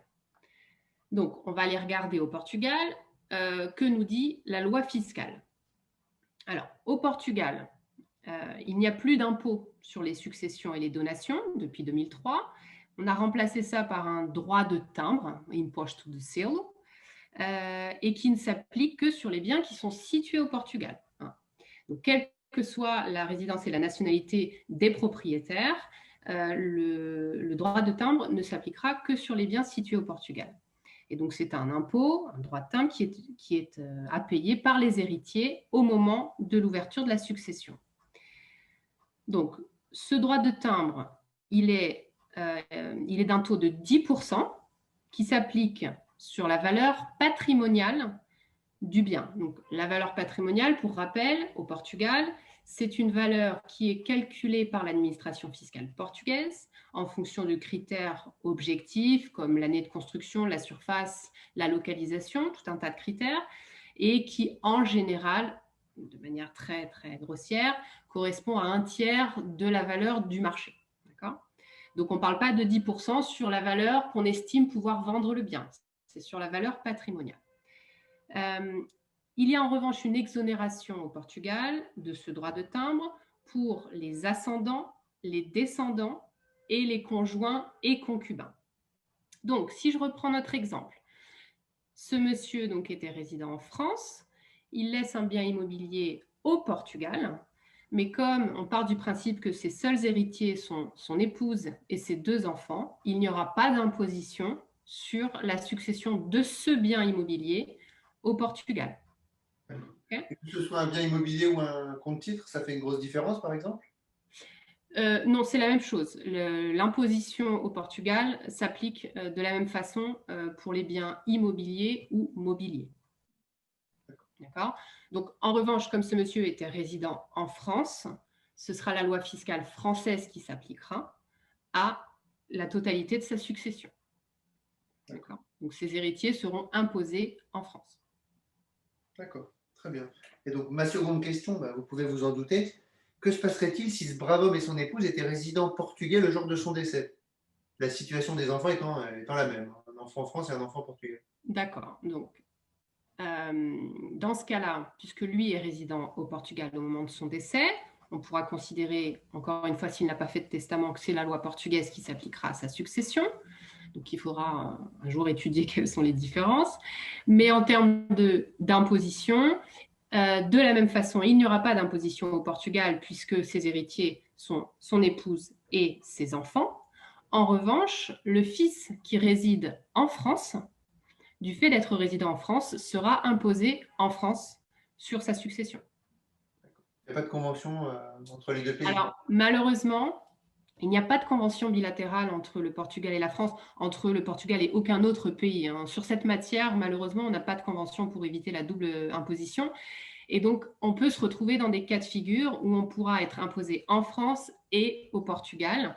Imaginons par exemple que l'un des héritiers de ce monsieur soit un neveu ou une personne tierce qu'il aurait désigné par testament, qui ne bénéficierait donc pas de l'exonération au Portugal sur le droit de timbre et serait donc imposé au Portugal au taux de 10% sur la transmission donc, de ses biens. Il serait imposé au Portugal et imposé en France également s'il était résident en France. C'est intéressant, ce qui veut dire qu'au final, au Portugal, on a un vrai avantage successoral en ligne directe. Tout à fait. Si on s'éloigne un petit peu, ça peut coûter plus cher et voir se rapprocher des... Oui, effectivement, on voit vraiment une grosse différence entre la loi fiscale portugaise et la loi fiscale française à ce niveau-là, au niveau des successions, dans le sens où, comme le Portugal, donc je viens de vous l'expliquer, il y a une exonération en ligne directe, alors qu'en France, la loi fiscale tente à s'appliquer un petit peu dans tous les cas de figure. Si le défunt était résident en France, on a une imposition sur la totalité de la succession, quel que soit le pays de résidence des héritiers. Si, deuxième cas de figure, si les héritiers sont résidents en France, ils sont imposés en France sur la totalité de la succession, quelle que soit la localisation des biens. Et ensuite, le troisième cas de figure, c'est lorsque les biens sont localisés en France, il y aura une imposition sur ces biens-là, si le défunt et les héritiers n'étaient pas résidents en France. Donc, effectivement, la loi fiscale française, elle a quand même tendance à s'appliquer assez souvent. Ils sont forts, les Français, Bernard. Hein. Ils sont forts. Merci beaucoup. En tout cas, pour moi, c'est très clair. Bernard, peut-être… Non, c'était parfaitement clair comme intervention. Juste une toute petite remarque pour voir si j'ai bien suivi. La valeur patrimoniale d'un bien est d'environ 30% de la valeur réelle. Oui, c'est ça. Et c'est sur ces 30% qu'un impôt de 10% va s'appliquer. Tout à fait.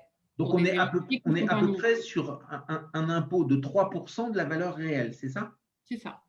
Ouais, donc c'est C'est ça. vraiment Alors ridicule. ça pose aussi une question qui est, je pense, intéressante de soulever ici. C'est que lorsque les héritiers donc, vont recevoir le bien, ils vont devenir propriétaires de ce bien, c'est cette valeur patrimoniale qui va être considérée comme la valeur d'acquisition, entre guillemets. D'accord? Et donc, ça pose un problème. Ça pourra leur être défavorable au moment où ils voudront revendre ce bien dans le futur, puisque là, ils le revendront sur le marché à un prix de marché. Et donc, on aura une plus-value qui sera assez conséquente. D'accord, c'est extrêmement intéressant. Donc, il y a Comment, probablement... On va gagner sur tous les tableaux. Donc, il y a probablement de la stratégie patrimoniale à construire là-dessus, non? Malheureusement, il n'y a pas grand-chose à faire puisqu'on ne peut pas, sauf à faire une nouvelle évaluation du bien avant la succession, mais ça, il faudrait que ce soit le défunt qui le fasse avant son décès, donc, sauf Et à le prévoir. une dernière question avant de vous quitter.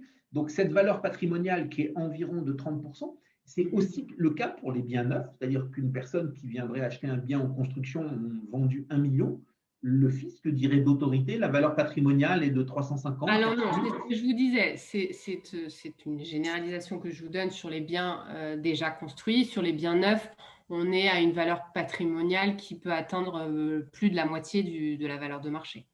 Mais toujours nettement inférieure à la valeur réelle. Toujours nettement inférieure à la valeur de marché. Et c'est la pratique, c'est une pratique, c'est un us et coutume ou c'est comment Non, c'est simplement les critères qui sont utilisés par l'administration fiscale qui nous donnent des valeurs qui sont inférieures à la valeur du marché, qui, comme vous le savez, en tout cas au Portugal depuis quelques années, tentent à croître de manière assez impressionnante. Donc, on arrive à des valeurs de marché qui sont très, très, très élevées en fonction des quartiers, évidemment, mais avec des valeurs patrimoniales qui elles, stagnent puisqu'elles sont toujours calculées en fonction de critères objectifs, donc qui ne suivent pas l'évolution du marché spéculatif. Ok, merci beaucoup Myriam. Voilà, merci beaucoup, à très bientôt. Revenez nous voir quand vous voulez, vous êtes ici chez vous. Au revoir. Merci Bernard, à bientôt. C'est maintenant au tour d'Hervé de Roquefeuille, d'un de Troyenne. Bonsoir Hervé. Hervé. Bonsoir Bernard. Ah, voilà, nous avons trouvé Hervé. Vous êtes le directeur commercial de la société Indo-Troyenne, société spécialisée dans le non-coté à travers des obligations ou des actions. Avant de commencer, je souhaite vous féliciter et vous dire bravo. Dans mon éditorial de la dernière émission, j'annonçais à nos auditeurs que vous aviez été sélectionné pour piloter la distribution du nouveau fonds de la BPI, Banque publique d'investissement, BPI France Entreprise 1. Êtes-vous satisfait, heureux, fier de cette sélection? Comment cela s'est-il passé? Alors, merci Bernard, effectivement, on est extrêmement heureux. C'est bien évidemment la reconnaissance de plus de 20 ans de présence sur le marché français, notre expertise dans la distribution de fonds sur le marché. Après un appel d'offres, Indo-Troyenne a été sélectionné pour avoir effectivement l'exclusivité de la distribution de ce véhicule-là. C'est effectivement quelque chose qui nous rend assez fiers. Pas mal de pression parce qu'il faut répondre présent maintenant, mais on n'est pas inquiet. Mais effectivement, une très... Hervé, on vous entend très mal. Je ne sais pas si vous nous entendez, mais on vous entend vraiment très très mal. La connexion ne semble pas être trop bonne. Hervé? Bon. Vous m'entendez mieux? Là, on vous entend mieux. Allez, on fait un nouvel essai, Hervé. D'accord, pardon. Donc effectivement, on est très fiers d'avoir remporté cet appel d'offres auprès de la BPI. Hein. Ça vient récompenser plus de 20 ans d'existence et notre position effectivement de leader sur le marché de l'investissement non coté auprès des investisseurs privés. Donc il y a une certaine pression, bien sûr, hein, parce qu'il faut maintenant être à la hauteur de la mission qui nous est confiée par la BPI et par le gouvernement derrière. Mais voilà, on est assez confiant, le produit est de qualité, donc on pense qu'il va trouver écho auprès des épargnants français. Vous pouvez nous expliquer en 2 mots en quoi consiste ce fonds? Alors, pour faire simple, c'est ce qu'on appelle un fonds de fonds. Donc, les investisseurs vont investir dans un fonds qui lui-même sera investi dans un portefeuille diversifié de plus de 140 fonds. 140 fonds dans lesquels la BPI a investi depuis une dizaine d'années. Et donc, c'est une partie de son portefeuille qu'elle vend, qu'elle met à disposition des épargnants français, toujours dans cette logique de flécher un petit peu l'épargne des Français vers les PME françaises. Et donc, le gouvernement et la BPI ont décidé donc de vendre une partie de ce portefeuille, donc l'équivalent de 140 fonds, donc à des investisseurs privés qui, dès 5 000 € peuvent donc investir dans ce portefeuille diversifié de 140 fonds de non-cotés. Quelle est la taille de l'enveloppe? Alors, la taille de l'enveloppe est de 95 millions d'euros. 95 millions d'euros. Et c'est réservé aux investisseurs français, résidents français, ou c'est ouvert à tout le monde? Alors, c'est réservé uniquement aux personnes physiques et aux résidents fiscaux français. Très bien. Donc, pour nos auditeurs français résidant au Portugal, ils ne peuvent pas y souscrire. Exactement. C'est bien dommage. Et comment démarre la commercialisation du fonds? Alors, ça démarre plutôt très bien. Le fonds a été lancé il y a un peu plus de 15 jours maintenant. On est à peu près déjà à 20 millions d'euros de collectés. Donc, c'est un départ assez important, bien aidé effectivement par les médias qui ont bien relayé l'information auprès de ce fonds. Donc, on est assez content effectivement du démarrage de ce FCPR. Et on est plutôt sur une collecte, donc sur une souscription directe par des gens, des citoyens qui viennent à vous naturellement, ou alors sur une collecte intermédiaire par des gens qui écoutent leur conseiller financier et on verrait qu'il y a un conseil à souscrire? Alors, il y a plutôt des deux, mais il y a principalement des souscriptions via des intermédiaires. Pourquoi? Parce que, encore une fois, avec toute la qualité qu'a ce fonds, il a quand même besoin d'être expliqué. Il a besoin d'être mis en perspective d'une allocation diversifiée. Et ça, c'est le rôle d'un professionnel, d'un conseiller financier, de pouvoir justement parler de tout ça.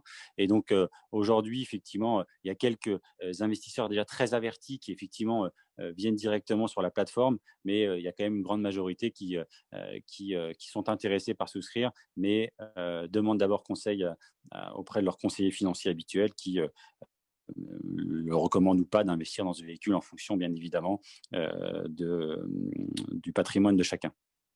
Okay. Très bien.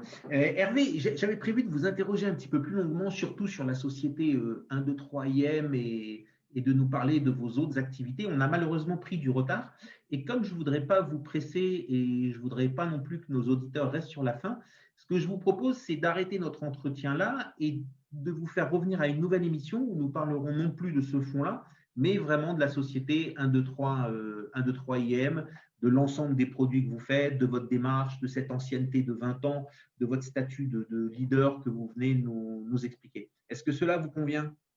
Pas de problème. Ok. Merci beaucoup, Hervé. Merci beaucoup. Merci. Bonne soirée et on vous souhaite beaucoup de succès pour ce fonds et faites remonter à Bruno Le Maire que nous, les Français qui résidons en dehors de France, on est aussi patriotes et on aurait peut-être eu envie d'y souscrire. Voilà. On fera passer le message. Merci beaucoup. Au revoir. Merci. Au revoir. Nous allons maintenant continuer avec un mini débat sur le crowdfunding immobilier. Nous avons pour cela Grégoire Linder et Sébastien Cosson. Bonsoir Grégoire, bonsoir Sébastien. Bonsoir Bernard. Bonsoir Bernard. Alors, Grégoire, vous dirigez Riser et l'activité de crowdfunding immobilier est votre activité principale et quasi exclusive de ce que je sais, même si vous venez d'horizons un peu différents. Sébastien, vous êtes responsable du développement commercial chez Entrepreneur Invest, une plateforme de financement pour les PME, et démarré dans le crowdfunding immobilier au travers d'un fonds obligataire, le FCPR, Entrepreneur et Immobilier. Première question, Sébastien, pourquoi avoir choisi cette voie, le fonds, et pas l'investissement projet par projet? Merci Bernard. Effectivement, c'est un développement naturel pour Entrepreneur Invest, puisque notre métier depuis 20 ans, c'est d'accompagner des entrepreneurs dans leurs projets de développement. Il nous manquait une petite corde à notre arc sur le segment de l'immobilier et on a décidé de créer cette stratégie l'année dernière Le fonds a été agréé par l'AMF au mois de décembre 2019 et on a pu démarrer la collecte au mois de janvier 2020. Notre stratégie, c'est une vraie stratégie d'accompagnement de promoteurs. Donc, on va sélectionner une quinzaine de promoteurs partenaires avec lesquels on souhaite vraiment travailler sur leur développement dans la durée. Donc, aujourd'hui, ce sont des promoteurs de taille intermédiaire et qui souhaitent grossir et intégrer à terme le top 20, top 25 en France. Donc, on est vraiment sur un accompagnement de la croissance des promoteurs immobiliers. Donc, le fait de se positionner sur un fonds est intéressant pour les promoteurs, ça leur donne de la visibilité. Et puis, côté investisseur, c'est également très intéressant puisque ça permet d'avoir un portefeuille clé en main. On en parlera tout à l'heure, la difficulté de se constituer un portefeuille lorsqu'on souhaite faire du financement de promotion immobilière. Et là, ça permet aujourd'hui d'investir dans un fonds qui est déjà constitué, qui va continuer à se constituer puisque c'est un fonds perpétuel. C'est un fonds qui n'a pas de date de fin. On peut souscrire quand on veut et récupérer son épargne quand on veut à partir du moment où on a détenu les parts pendant 3 ans. C'est le dernier avantage du fonds. Très bien. Alors, pour revenir maintenant sur quelque chose de plus général, le crowdfunding immobilier est en train de se développer à une très grande vitesse. Comment expliquez-vous cela, Grégoire? C'est un rassemblement de plusieurs facteurs, je pense. Déjà, les promoteurs immobiliers sont sur des besoins de financement très réguliers. Ils ont en permanence de nouveaux dossiers. Il y a aujourd'hui des prix d'acquisition des fonciers qui sont de plus en plus élevés. On a des banques qui les accompagnent, mais avec des contraintes, on va dire, de plus en plus élevées. Et ça fait qu'ils ont des besoins de fonds propres permanents. Donc, cette quote-part de fonds propres, c'est là où on intervient avec cette dette obligataire pour les promoteurs immobiliers. Donc, d'un côté, il y a un besoin fort et récurrent de ces promoteurs, et de l'autre, eh bien, on a des investisseurs qui cherchent des produits de rendement relativement court terme, avec, c'est pas une sécurité, mais en tout cas, un sous-jacent immobilier qui les intéresse. Sébastien, quelque chose à rajouter? Vous partagez les…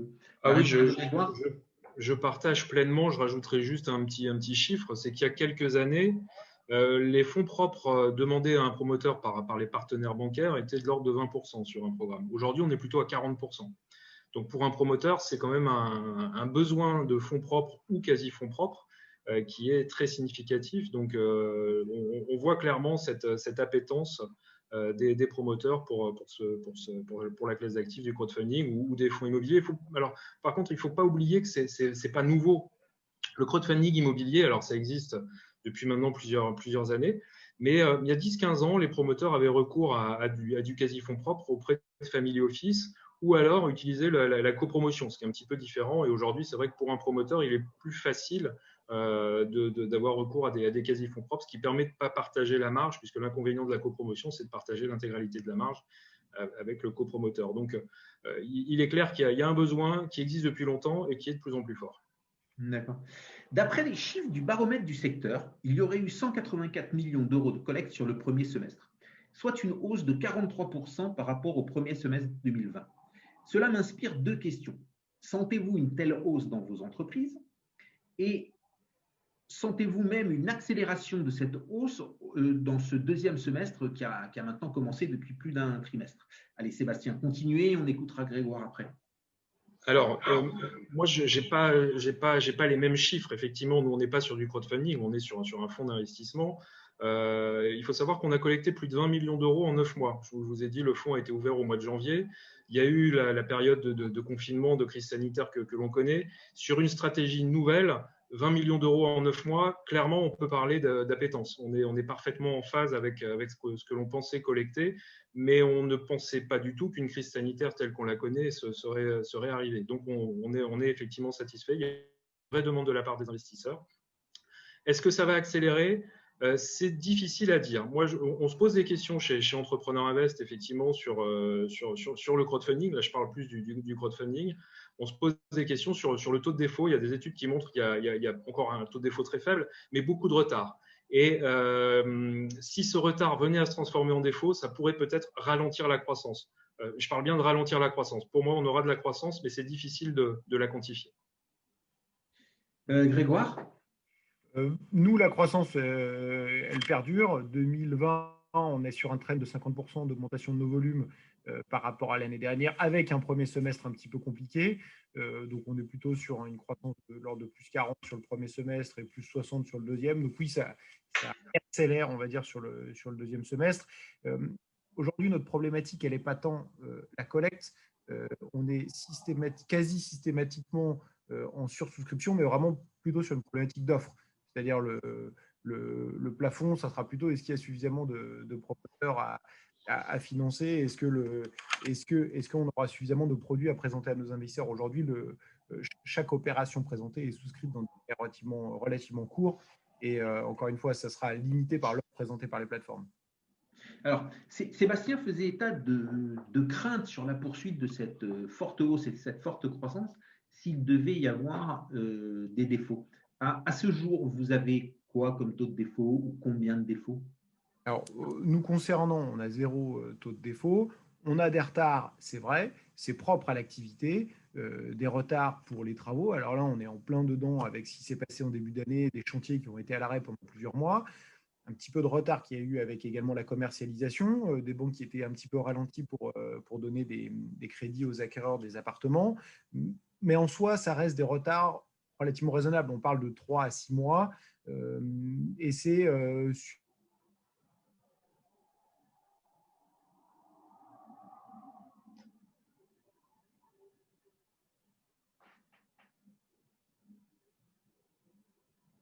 sur 12% de l'ensemble de nos opérations. Donc, quand on a présenté une opération à 10% de rendement, eh bien, les 10% sur les mois qui suivent le retard continuent d'être perçus par nos investisseurs.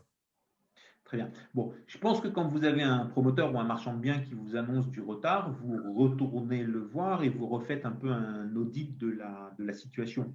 Donc, à ce jour, l'ensemble des retards que vous avez, ce sont uniquement des retards travaux ou vous constatez aussi des retards sur le plan de vente ou des retards liés à d'autres choses que tout simplement les travaux? C'est à peu près 50-50 entre des retards travaux et des retards commercialisation, mais on n'a pas aujourd'hui de situation avec des promoteurs ou des marchands de biens qui sont en difficulté financière au niveau de leur structure, qui pourraient être éventuellement amenés à déposer de bilan, et voilà, et on serait dans des situations de mise en place de recouvrement ou de garantie. On est simplement dans des discussions intelligentes avec ces promoteurs-là qui nous disent, bon, ben voilà, on a été bloqué sur un chantier pendant 3 mois. Bon, là, les ventes, pour tout le monde, elles sont un petit peu plus lentes à passer. Et ça, c'est de manière générale sur le marché. On est compréhensif, on met en place des avenants de prolongation et on prolonge de 3 à 6 mois pour nos promoteurs. Et voilà, encore une fois, ça représente qu'une petite quote-part de l'ensemble de nos opérations. D'accord. Donc, à ce jour, rien d'inquiétant? Non. Très bien. Alors, de ce même baromètre, le ticket moyen serait de 1 640 € avec une durée moyenne de placement de 21 mois. Où vous situez-vous par rapport à ces données? Allez, à vous, Grégoire. Nous, alors j'ai sorti mes petits chiffres tout à l'heure, 6 700 € de ticket moyen. Donc, on est au-delà. En revanche, ce qui est intéressant, c'est que chaque investisseur investit en moyenne 4 lignes. Donc, il y en a qui mettent 10 lignes d'investissement, d'autres malheureusement qu'une seule. Mais la moyenne, c'est 4 lignes par investisseur, soit un encours par investisseur de 25 000 €. Alors, Sébastien, une réaction là-dessus? Alors oui, je pensais que la diversification serait plus forte intuitivement. Parce que 4 lignes, c'est vrai que ce n'est pas un portefeuille, donc on prend le risque. Alors, si on a bien pris le temps d'analyser son dossier, très bien, mais attention, quand un investisseur investit dans 4 lignes, il ne faut pas qu'il y en ait une qui se passe mal.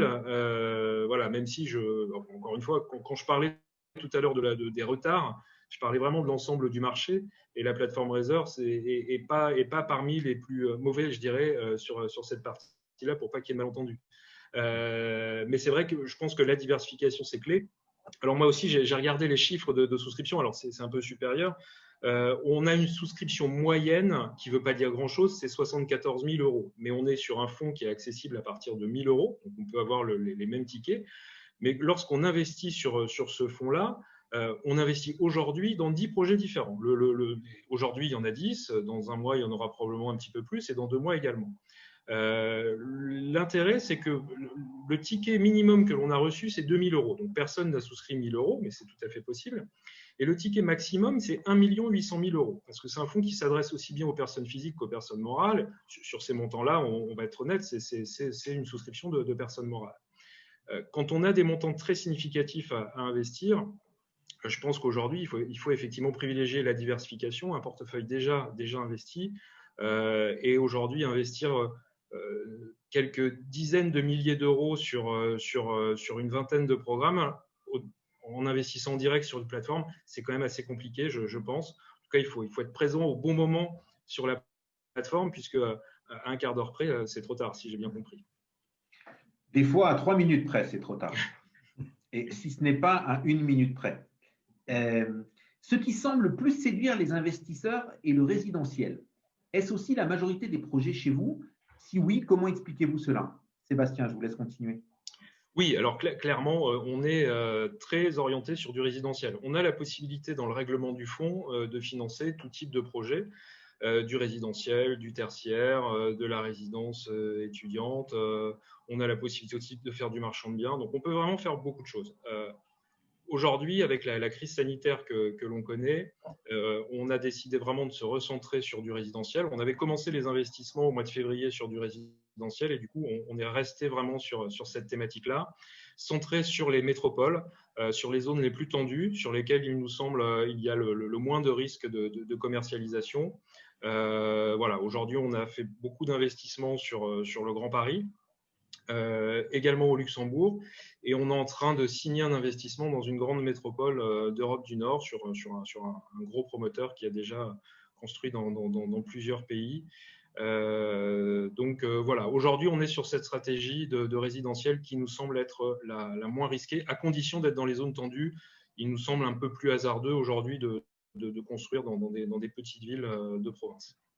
Chez vous aussi, Grégoire, le résidentiel est très majoritaire?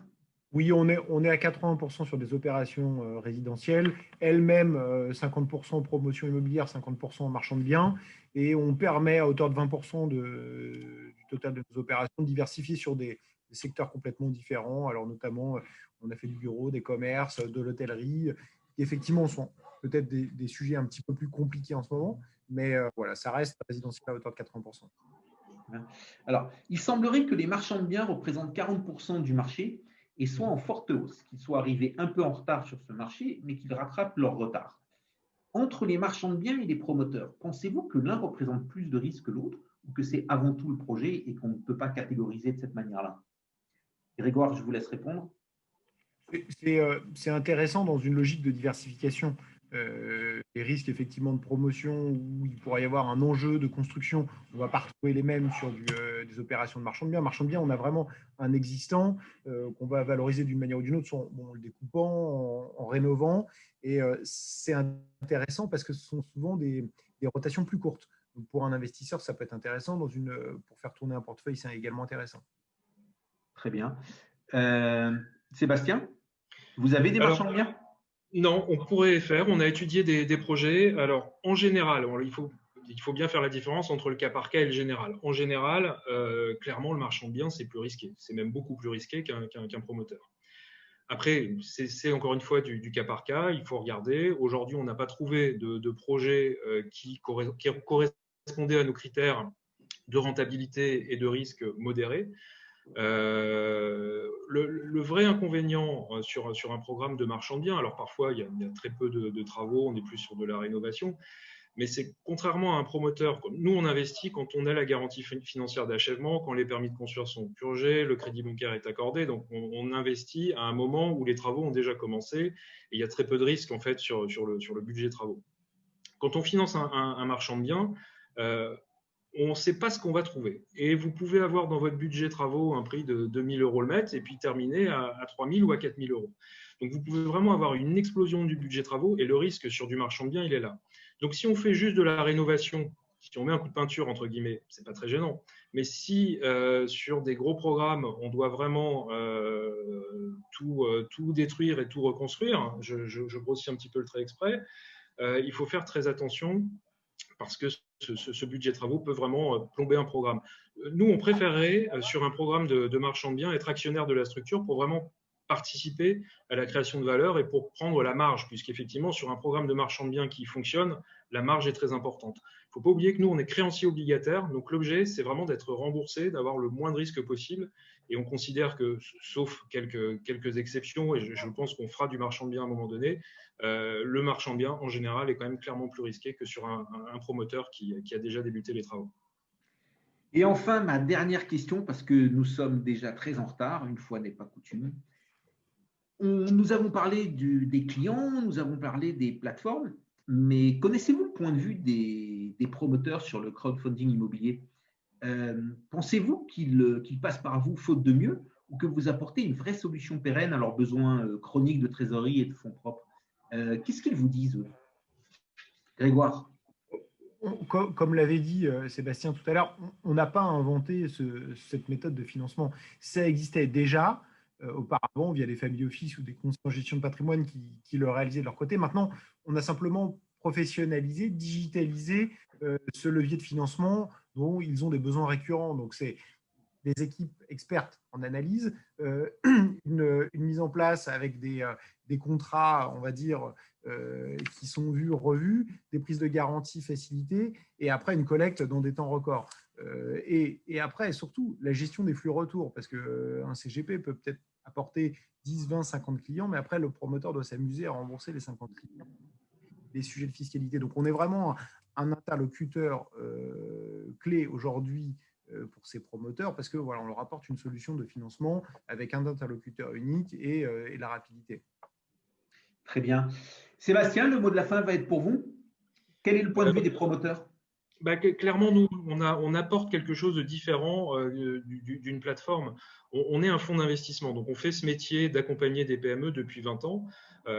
Et accompagner les PME, ce n'est pas uniquement leur apporter des capitaux. Donc on leur apporte des capitaux, ça c'est l'essence qu'on va mettre dans le moteur, mais on leur apporte aussi beaucoup de choses stratégiques, opérationnelles, et on leur apporte un vrai partenariat sur le long terme. Donc un fonds, ça apporte, je pense, plus de choses, et en tout cas, c'est ce que les promoteurs avec lesquels nous travaillons nous disent, puisque ces promoteurs ont pu avoir recours au crowdfunding il y a quelques années, lorsqu'ils étaient peut-être un peu plus petits, et aujourd'hui, clairement, ils sont très satisfaits de l'apport d'Entrepreneur Invest.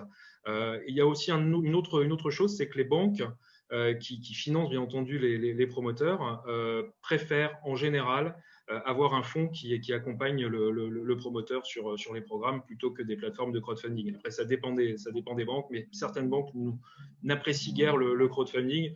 Voilà, c'est pas forcément justifié, mais c'est un constat.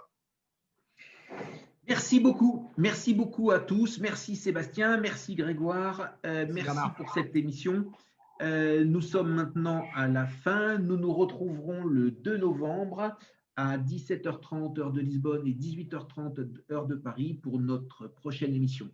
Merci, on vous aime, à très bientôt. Bye bye, au revoir. Merci, bonne soirée. La French Radio, Portugal.